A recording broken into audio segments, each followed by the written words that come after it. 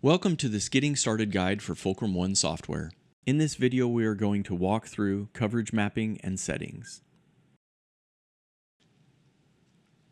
Okay, now that we have a couple of speakers imported into our model and we're showing our coverage mapping on the floor and the stage, we're now going to talk about settings. In the bottom of the mapping window, you'll see several settings that are available to you for quick work. And then if you want more in-depth settings, you can click on the color scale, or in the bottom left-hand corner of the screen, you can click on the gear wheel icon that will open your settings.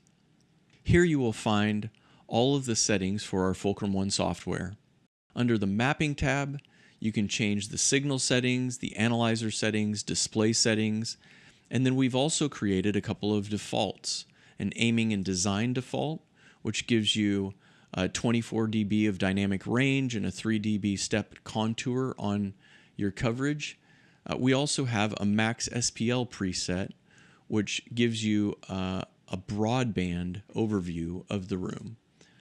If you close out of that window, you'll now see that we are in our max SPL preset, and you can hover your cursor over the model to see what your volume is looking like. Next, let's talk about probes. In the bottom right-hand corner of the mapping window, you'll find the Probes tab. When you open up this, you have the ability to add probes. In this case, we can click on a given probe in the probe properties on the right-hand side of the screen. You can change the elevation or the positioning of that probe. You can also click to position using this little icon here. So if I click to position, I can now put that probe out there. I'm going to select the other probe, click to position, and I'm going to put this probe on stage. The cool thing about that is now you have the ability to see the frequency coverage based on the location of those particular probes. Next, let's talk about elevation offset. Now that we've enabled these mapping surfaces, we can either click on our surfaces, and on the right-hand side, you see the face properties.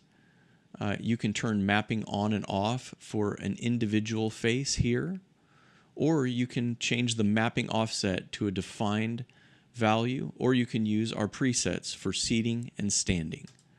In this case, I've raised that particular seating area to a standing elevation of 5.12 feet. On the left side of the screen in the Modeling tab, under the Layers, I can also change the elevation by clicking on the settings for my seating.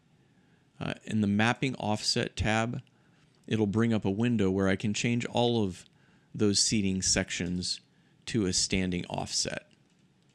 And you can do this with any layer or surface.